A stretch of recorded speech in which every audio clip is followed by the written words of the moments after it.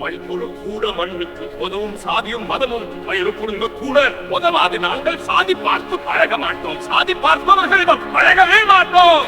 சாதிதான் சமூகம் என்றால் பேசும் காற்றில் விஷம் பரபரவட்டும்.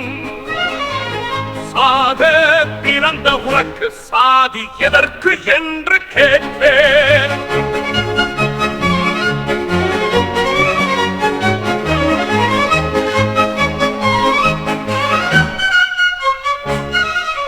கற்போம் சாதியை ஒப்போம்.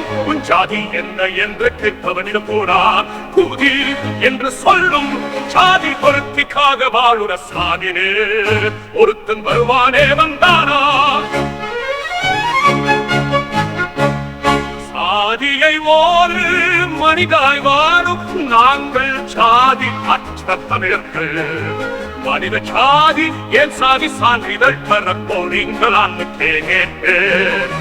சாதியற்றவன் என்று சொல்வேன். மதம் மனிதனை மிருகமாக்கும், சாதி மனிதனை சாக்கரையாக்கும். தெரியலையே ஒன்மாலை எப்படியும் சாகத்தான் போற அப்புறம் என்ன மயிருக்கு சாதி கேட்கிறன்னு கேட்பேன்.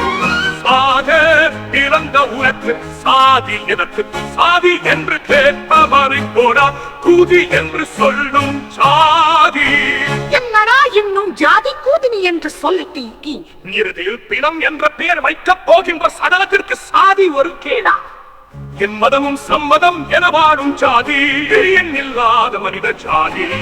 No comment, simply wasted என சொன்னாலும் அவன் காதுல வாங்க மாட்டான் தான். நான் இந்த சாதின்னு சொன்னா மட்டும் ஓடியாய் அள்ளித்தர போரியா மூடிக்கிட்டு போங்க தம்பி.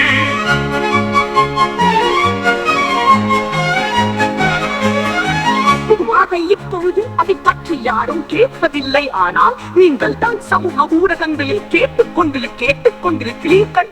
நான் உசுமாக்கி வம்சம்தான். நான் ஒரு இந்து, என் மனைவி கிறிஸ்டியன், என் நண்பன் ஒரு முஸ்லிம். இப்பொழுது சொன்னான் எந்த ஜாதி என்று. ஆண் ஜாதி, நீ பொன் ஜாதி. வெள்ளை நிறத்திற பூனை எங்கள் வீட்டில் வளர்ந்தது. கண்டீர் பிள்ளைகள் பெற்றதொரு பூனை. அது பேருக்கு ஒரு நிறம் அன்றோ. சாம்பல் நிறம் ஒரு குட்டி கஞ்சாந்தின் நிறம், ஒரு குட்டி பாம்பின் நிறம், ஒரு குட்டி வெள்ளை பாலின் நிறம், ஒரு குட்டி எந்த நிறம் இருந்தாலும் அவையாவும் ஒரே தரமாகும். இந்த நிறம் இருந்தாலும் அவையாவும் ஒரே தரமாகும். இந்த நிறம் சீது என்றும் இதை ஏற்றம் என்றும் சொல்லலாமா?